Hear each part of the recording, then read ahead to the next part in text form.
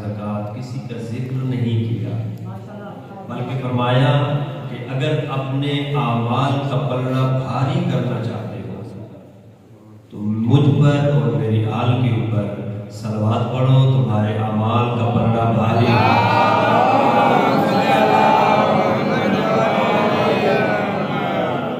خداوند متعال آپ کے روزے، افطاریاں، سحریاں، تمام عبادات اپنی بارگاہ میں بے احسن وجہ قبول فرمائے، تمام عبادتوں کی قبولیت کے لیے محبت فرمائے۔ صلوات پڑھیں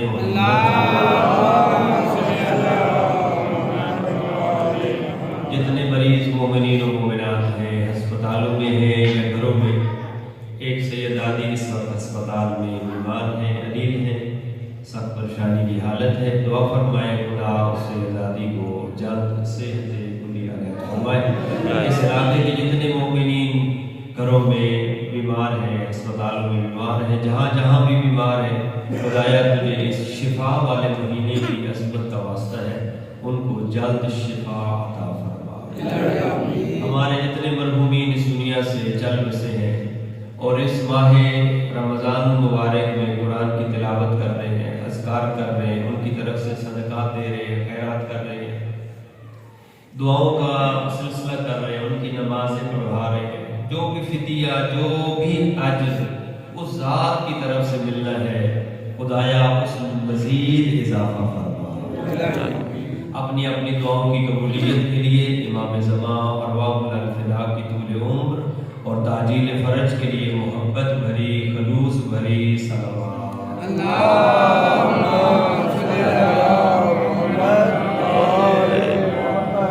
اللہم صلی علی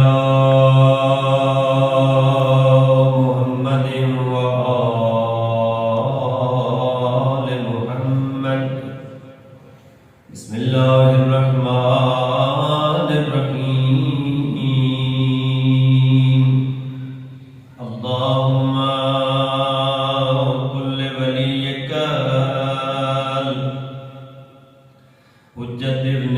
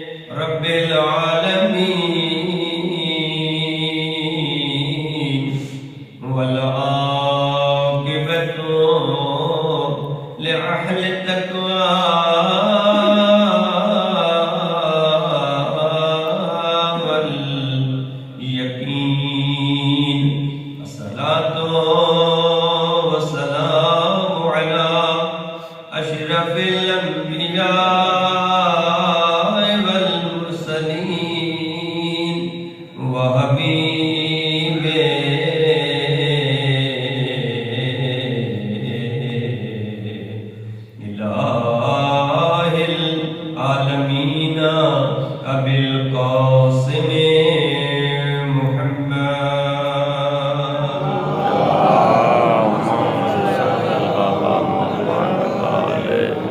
الحمد لله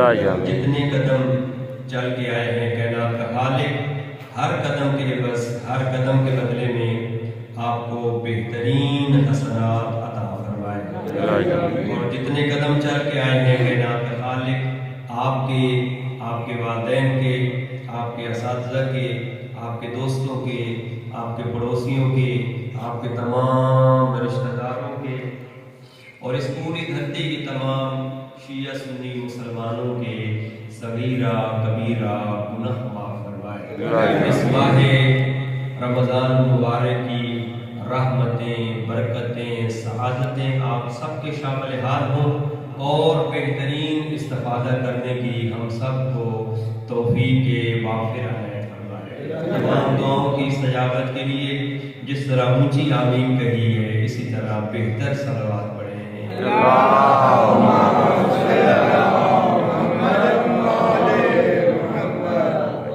میں اس سے پہلے کہ اپنی گفتگو کا آغاز کروں تمام حاضرین مومنین سے معذرت کی میں نے اشفاق صاحب سے کہا تھا کہ 3 بجے انشاءاللہ پہنچ جاؤں گا لیکن اسلام آباد ہی سے ہم تھوڑا سا تاخیر ہو گئے باہر آپ کی خدمت میں آ گئے خدا صاحب کو صحت و سلامتی عطا فرمائے کل جن آیات کی صبح قرآن مجید کے آیات کی جو سرکش ہوں گے جو طغیانگر ہوں گے ان کے اندر اضطراب بہت زیادہ ہوگا اضطراب کیا ہے اضطراب انسان کی اندرونی کیفیت کا نام ہے کہ جب انسان کو کبھی جلدی ہوتی ہے کسی مقام پہ پہنچنا ہوتا ہے کوئی کام کرنا ہوتا ہے کوئی بات سوچنی ہوتی ہے تو انسان کی خون کی جو گردش ہے اس میں تیزی آتی ہے جو ہی تیزی آتی ہے حرارت زیادہ ہوتی ہے انسان کے اعضاء و جوارح جو ہیں وہ زیادہ کام کرنے لگ جاتے ہیں جو انسان 1 منٹ میں سوچتا ہے وہ چند سیکنڈ میں سوچ سوچنا اور فیصلہ کرنے کی انسان کے اندر صلاحیت آ جاتی ہے، اور اس کے برعکس بھی ہے کہ جب اضطراب ہوتا ہے تو پھر پتہ نہیں چلتا مجھے کیا کرنا ہے، اور اسی اضطراب کی وجہ سے حادثات ہوتے ہیں، ایکسیڈنٹ ہوتے ہیں۔ میں اب میرے جو ساتھ حضرات تھے ان کو میں نے نہیں بتایا کہ میں صرف 170 کی سپیڈ بھی چلائی ہے تاکہ ٹائم پہ پہنچ جائے، تو رسک ہوتا ہے بہت زیادہ، لیکن بہرحال خدا کا فضل و کرم ہے کہ آپ مومنین کی دعاؤں سے خیر وفیت سے پہنچائے۔ ایک صلوات پڑھیں محمد و آل محمد۔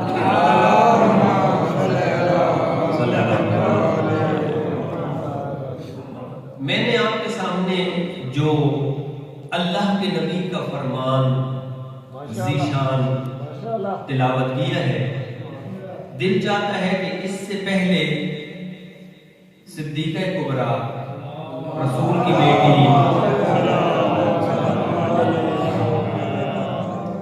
حضرت فاطمہ الزہرا سلام اللہ علیہا کا فرمان پہلے آپ مومنین کی خدمت میں سناؤں، تاکہ ہمارے دل میں ایک سادات کی محبت، آل محمد کی محبت، اور خصوصاً جناب سیدہ کا جو مقام اور مرتبہ اور عظمت ہے وہ اجاگر ہو جائے۔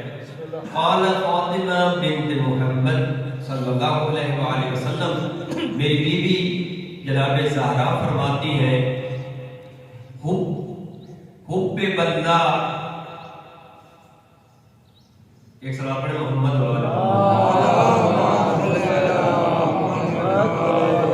حببا الیہ من دنیاکم ثلاث، اے لوگوں مجھے تمہاری دنیا میں سے فقط 3 چیزیں پسند ہیں۔ کس نے کہا ہے؟ جناب زہرا فرما رہی ہے کہ تمہاری جو دنیا ہے کہ جسے تم بہت وسیع و عریض کہتے ہو، مجھ زہرائے مرضیہ کو، مجھ حسنین کی ماں کو تمہاری دنیا میں سے 3 چیزیں پسند ہیں۔ ان میں سے پہلی جو چیز ہے جو پسند ہے وہ ہے تلاوت و کتابت، اللہ کے قرآن، اللہ کی پاک اور منزہ کتاب کہ جسے اللہ کے نبی کے اوپر اتارا گیا، اس کتاب کی تلاوت مجھ زہرا کو بہت پسند۔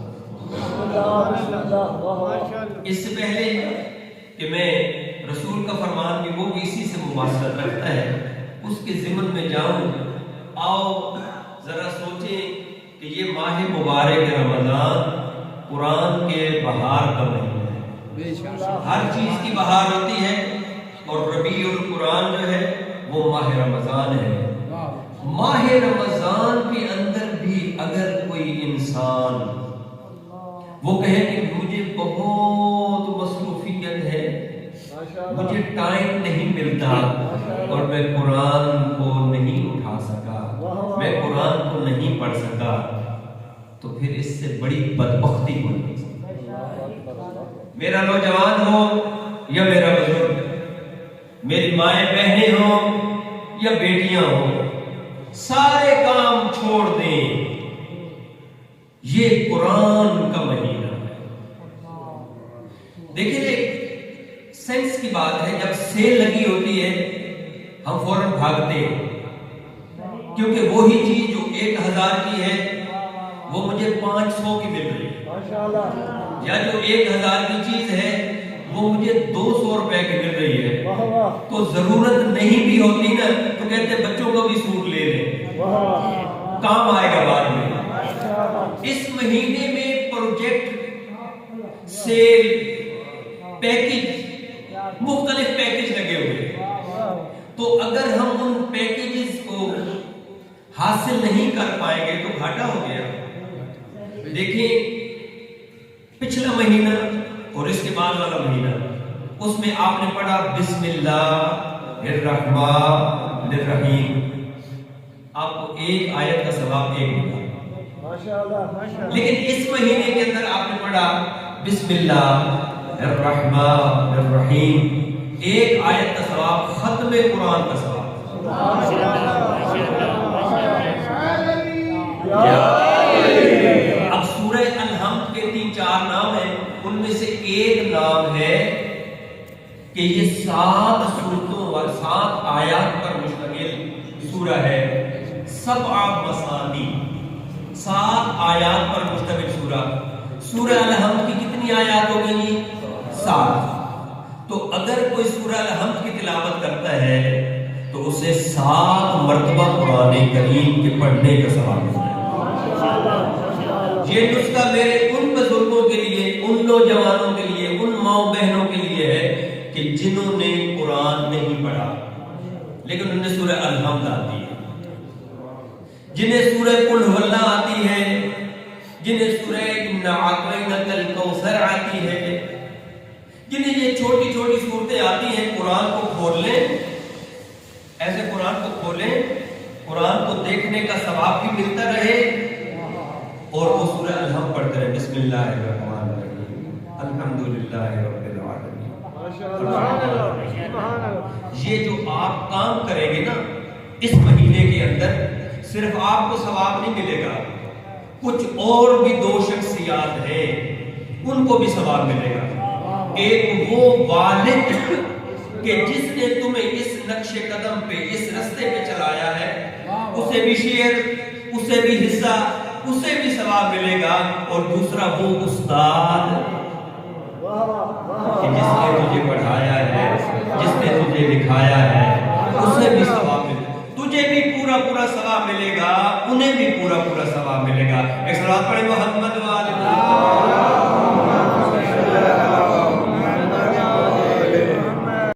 برادر سے پوچھا کہ ہمارے مقربین میں سے کسی سے کوئی رابطہ ہوا ہے، تو انہوں نے جو بھی مجھے جواب دیا ہے وہ اپنی جگہ پر، لیکن میں آپ کو بتا دوں کہ افطاری سے پہلے میں آپ کو چھوڑ دوں گا۔ افطاری تک، افطاری ادھر ہی ہونی ہے جو مسجد میں ہونی ہے، مسجد انشاءاللہ مل کے مسجد میں افطاری کریں گے، تو اس لیے آپ نے گھبرانا، یہ میں نہیں کہہ رہا، نہ عمران خان کہہ رہا ہے، ہاں گھبرانا نہیں، ایسی کوئی بات نہیں، یہ قرآن کہہ رہا ہے کہ آپ نے گھبرانا نہیں ہے۔ ہاں صلوات پڑھیں محمد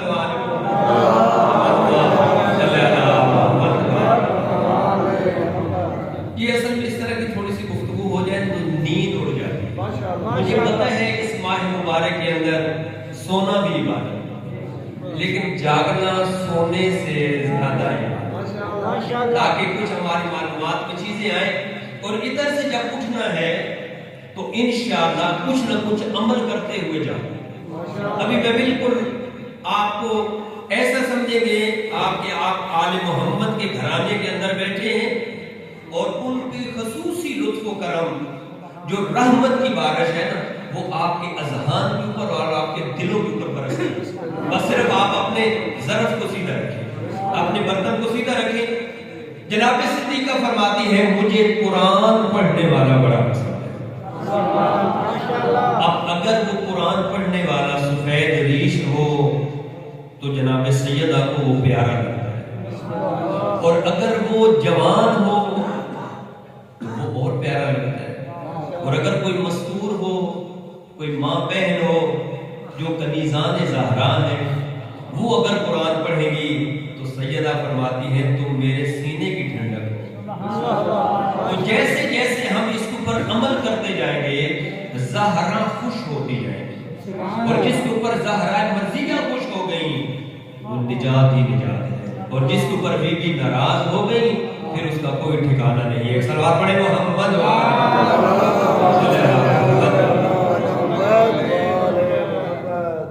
جناب صدیقہ فرماتے ہیں مجھے پہلی چیز جو پسند ہے تمہاری دنیا میں سے وہ قرآن کی تلاوت، اور دوسری جو چیز مجھے پسند ہے تمہاری دنیا میں وَالنَّظْرُ فِي وَجْهِ رسول اللہ، دوسری جو مجھے چیز ہے وہ رسول کے چہرے کی زیارت کرنا مجھے بہت پسند ہے۔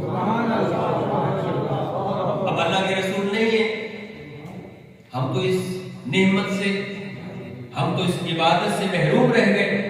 فرماتے ہیں نہیں، اگر آپ کو خدا توفیق دے، مالی حالات اجازت دے اور آپ جاؤ مدینے، اور مدینے جا کر رسول کے اس روزے اور زری جو ہے اس کی زیارت کرو تو وہی مطلب ہے. لیکن اگر نہیں جا سکتے، شمسی صاحب مسکرا رہے ہیں، لگتا یوں ہی ہے کہ یہ اس وقت حرم میں رسول خدا کی جالی کے پاس کھڑے ہوئے یہی سوچ رہے ہوں گے کہ اس طرف سے میں داخل ہوتا تھا، باب جبرائیل سے نکل جاتا تھا، وہاں پہ ہر وقت درود و سلام کی صدائیں ہوتی تھی، اور رسول کے حرم میں جو انسان کو لطف آتا ہے، جو انسان کو سکون آتا ہے، وہ اے سی والے کمرے میں بھی سکون ہے. رحمت کا دروازہ. اس کا تیسرا طریقہ رسول کے چہرے کی زیارت سے مراد ہے رسول کے فرامین کے اوپر عمل کرتے جاؤ. یہ رسول کی زیارت ہے. اب اللہ کے نبی نے فرمایا ہے، بچوں کے لیے کہہ رہا ہوں، جھوٹ بولنا ثواب ہے. جی مجھے نہیں پتا، پکی بات ہے، جھوٹ بولنا گناہ ہے. رسول فرما رہے ہیں جھوٹ نہیں بولنا چاہیے، تو پھر ہم بات پہ کیوں جھوٹ بولتے ہیں؟ جی کہاں پہ؟ میں اسلام آباد ہوں، بیٹھا پنڈ دادر خان ہے، بیٹھا کوٹلہ ہے، گھر میں بیٹھے کہاں ہے؟ جی میں رستے میں ہوں. سمجھ آ رہی؟ یہ چھوٹے چھوٹے گناہ جس کا بتانے والے کو بھی کوئی فائدہ نہیں، اور نہ ہی اس کے اوپر آپ کی کوئی شخصیت بہت بڑی بن جاتی ہے. گھر میں کیا پکا ہے؟ پکی ہوئی بھنڈی ہے. جی ماشاءاللہ آج گوشت پکایا، وہ کو تمہارے گھر آ رہا ہے کھانے کے لیے. یہ جھوٹ تمام برائیوں کی جڑ ہے. اس کو روکو. استاد نے پوچھا ہوم ورک کیا ہوا نہیں ہے؟ جی میں نے کیا ہوا ہے. اچھا کاپی چیک کرا. استاد جی معذرت جی میں نے کوئی نہیں کیا. تو پہلے کہہ رہے تھے میں نے نہیں کیا. ماشاءاللہ. چوری کرنا گناہ ہے، وہ ایک ربڑ ہو یا ایک پینسل، وہ پیسے ہو یا کسی کی گائے کا جا کے دودھ انسان کرو، یا کسی کی بکری چرا یا جا کر کسی کا پنکھا اتار. چوری کرنا کتنا بڑا گناہ ہے. پتہ ہے ہمیں جناب سیدہ کہہ رہی ہے کہ رسول کے فرامین کے اوپر جو عمل کرتا ہے وہ مجھ زہرا کو بڑا پسند ہے. تو ہم پھر کس کو راضی کرتے ہیں؟ جھوٹ بول کے کس کو راضی کرتے ہیں؟ چوری کر کے کس کو راضی کرتے ہیں؟ اپنی زبان کو غلیظ کر کے گالیاں دے کر کس کو راضی کرتے ہیں؟ زہرا تو ناراض ہے، زہرا کا بابا تو ناراض ہے، علی مرتضیٰ تو ناراض ہے، حسنین شریفین تو ناراض ہے.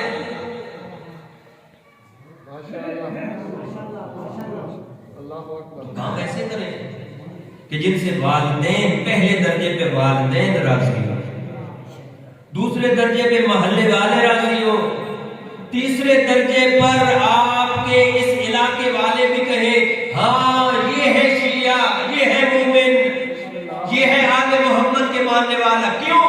جتنے کام کریں گے والدین کو خوش کرنے کے لیے، بھائی دوست کو خوش کرنے کے لیے، محلے والوں کو خوش کرنے کے لیے، آپ کے اوپر آل محمد کی خصوصی رحمت ہے، خصوصی شفقت ہے.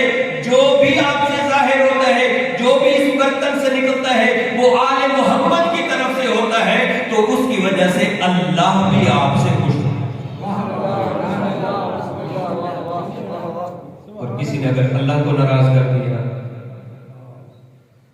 اللہ ناراض ہو گیا، دوست راضی ہو گئے، ماشاءاللہ رسول ناراض ہو گئے، بھائی راضی ہو گیا، جناب زہرا ناراض ہو گئی جی. اور یہ جو دوست اللہ کے نبی نے دستک دی، گھر میں وارد ہوئے، شادی کا دوسرا یا تیسرا دن ہے، یا دیکھا جناب سیدہ نے وہی پرانا لباس پہنا ہوا ہے. اللہ کے نبی کی آواز آتی ہے، زہرا اے میری بیٹی. جو دلہن ہوتی ہے، جو نئی نویلی دلہن ہوتی ہے، اسے شادی والا جوڑا بڑا پسند ہوتا ہے، اسے وہ محبت اور عشق کرتی ہے. اور تو آج بھی کوئی پرانا لباس پہن کے بیٹھی ہے. جناب سیدہ کی آواز ہے، بابا وہ میں نے راہ خدا میں انفاق کر دیا، وہ میں نے راہ خدا میں دروازے پر ایک خاتون آئی اور اس نے لباس کا سوال کیا، کوئی ہے جو مجھے لباس دے، مجھے لباس پہنائے؟ بابا میں نے وہ دے دیا اس کو۔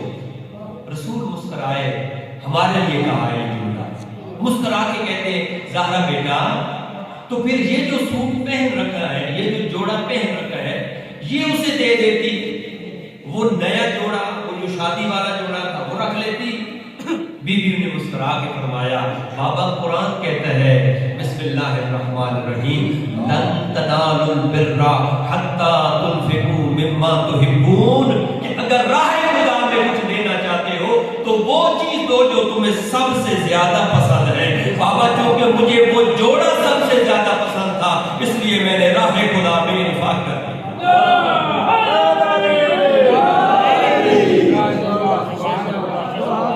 ہم اپنا بٹوا نکالتے ہیں، سب 10 والے نوٹ ایک جیسے ہیں، لیکن اس میں جو پرانا نوٹ ہوتا ہے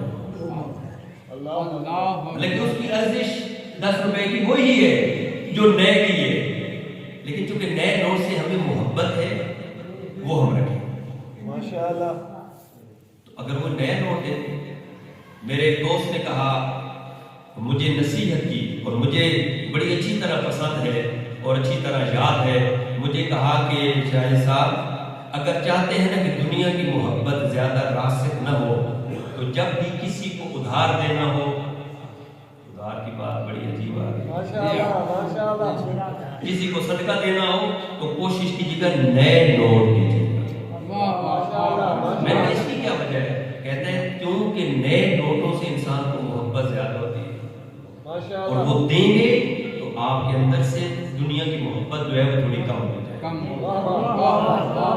مجھے اچھی طرح یاد ہے، میرے خیال میں 1995 یا 96 کی بات، میں امام جمعہ تھا کشمیر میں اور وہاں پہ جمعے والے دن جو ایک طریقہ کار ہے کہ ایک رومال، ایک ٹوپی، ایک چادر لے کے مومنین کے سامنے چلا جاتا ہے درود و سلام پڑھتے ہوئے کہ مسجد میں حصہ ڈالے۔ تو تیسرے چوتھے دن علی شاہ صاحب ان کا نام تھا جو سیکریٹری تھے، خزانچی تھے، وہ میرے پاس آئے اور کہنے لگے شاہ صاحب اتنے پیسے اکٹھے ہوئے ہیں، تو وہ میں دستخط کرتا تھا بھائی ہاں ٹھیک ہے جی لکھ دیں، رجسٹر کے اوپر اتنے پیسے۔ تو انہوں نے ایک 10 روپے کا نوٹ مجھے دکھایا، کہتے یہ بھی نوٹ اس میں تھا۔ میں نے کہا یہ مجھے دے دیں، میں نے اپنے پاس سے ایک نوٹ انہیں دے دیا۔ کہتے آپ نے کیا کرنا ہے؟ میں نے کہا مجھے ضرورت ہے۔ ماشاءاللہ۔ اگلا جمعہ آیا، میں نے جمعے پہ راہ خدا میں دینے کے بارے میں بہت ساری روایات مومنین کو سنائی، اس میں حضرت موسیٰ کا ایک واقعہ بھی سنایا، بہت ساری چیزیں سنائی۔ چلے حضرت موسیٰ کا واقعہ بھی آپ کو چھوٹا سا ہے، زیادہ تو پرانی نہیں ہے۔ بارگاہ تیری راہ میں جو لوگ دیتے ہیں کیا دیتے ہیں؟ کہا آپ موسیٰ میں تجھے دکھاؤں۔ تو جب دکھایا تو ٹوٹی ہوئی جوتیاں تھیں، پھٹے پرانے کپڑے تھے، بس یہ خدا کی راہ میں ہم وہ بارہ میں نے وہ جو 10 روپے کا نوٹ تھا اس کو ایسے اٹھایا اور اس کے اندر اتنے سوراخ تھے اور اتنی اس کو وہ تہ جو لگی ہوئی تھی ایسے کر کے کہ اب اگر دوبارہ اس کو اسی طرح جوڑا جاتا تو وہ پھٹ جاتا۔ تو میں نے کہا کہ اے مومنین، اور وہاں پہ ہے بھی سارے سادات، میں نے کہا سادات میں توہین ہرگز نہیں کرنا چاہتا، لیکن اس کا یہ مطلب بھی نہیں ہے کہ میں بات بھی نہیں کرنا چاہتا۔ یہ جو نوٹ ہے جس بھی میرے برادر نے دیا ہے، سب سے پہلے تو اس کی مہربانی کہ اس نے 10 روپے مسجد کے خزانچی کو دیے تاکہ اس سے بلب آ جائے، تاکہ اس سے جو ہے وہ لیٹرین کی دوائیاں آ جائیں، اس سے صابن آ جائے، ساری چیزیں آ جائیں، بہت مہربانی۔ لیکن میرا سوال ہے اگر یہ 10 روپے کا نوٹ، میں نے ایک دکاندار کا نام لیا کہ اگر میں اس کے پاس لے کے جاؤں اور اسے کہوں کہ اس کی فلاں چیز دے لے، مجھے دے دے، تو وہ دیتا نہیں۔ تو لہٰذا آئندہ اگر کسی نے مسجد میں کوئی چیز دینی ہو تو برائے کرم اس طرح کی چیز اپنے بچوں کو دیں مسجد میں۔ ایک صلوات پڑھیں محمد و آل محمد۔ جو پیشوان پیچھے ہم نے چلنا ہے، وہ اپنا نیا لباس لے لیتے ہیں، نیا لباس لے لیتے ہیں، اور ہم جو ہے وہ دنیا داری میں پھنس جاتے ہیں۔ یہ جناب سیدہ کی 3 چیزوں کے اوپر کوشش کریں، قرآن کی تلاوت، رسول کے فرامین کے اوپر عمل، اور تیسری چیز ہے انفاق فی سبیل اللہ۔ بے شک تھوڑا دے لیکن کوشش کریں، صدقہ بھی اسی کے ضمن میں آتا ہے۔ ماشاءاللہ۔ ایک مثال یہ میرا بیٹا بتائے گا، بچہ بتائے گا۔ ایک بتاؤ بھائی، اگر میں پورے سال میں 1000 روپیہ کسی ایک محتاج کو صدقہ دے دوں، 1000 روپیہ، ماشاءاللہ، اور یہ میرے قبلہ محترم آغا صاحب جو ہیں وہ ہر روز 1 روپیہ دیں گے، ماشاءاللہ، سال کے دن کتنے ہوتے ہیں؟ 365، ٹھیک ہے جی، 365 دن ہیں، تو انہوں نے دیے 365 روپے، ماشاءاللہ، میں نے دیا 1000، ماشاءاللہ، ثواب کس کا زیادہ ہے؟ ان کا 1000 کا زیادہ ہے 1 روپے کا، جی، 1 روپے کا، میرے ووٹ زیادہ ہیں، 1 روپے کا، میرے ووٹ زیادہ ہیں، 1 روپے کا، جس نے 1 روپے دیا۔ ماشاءاللہ، وجہ کیا ہے؟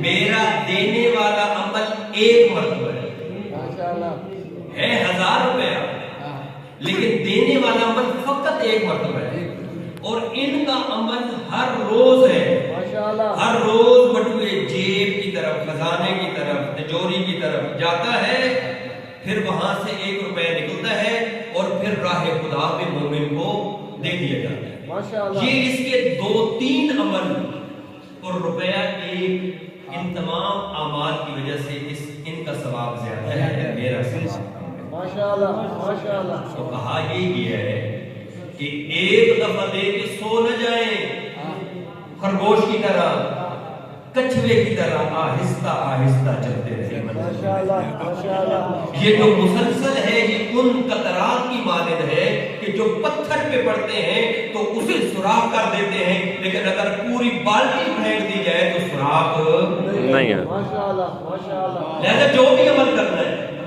مسلسل کریں۔ میں کہوں گے مومنین، ماشاءاللہ ماہ رمضان ہے، آج سے نماز شب شروع کرتے ہیں جی، 2 دن کے بعد تھک جائیں گے۔ ماشاءاللہ، پہلے صبح کی نماز کے عادی بنیں، پہلے 1 وقت کی نماز شروع کر دیں، بے شک 4 وقت کی نہ پڑھیں، 1 وقت کی تو پڑھیں، کیونکہ پہلے ہم پڑھتے نہیں ہیں۔ 1 وقت کی آ جائے، جب 1 وقت کے عادی ہو جائیں گے پھر دوسرا وقت بھی آ جائے، پھر تیسرا وقت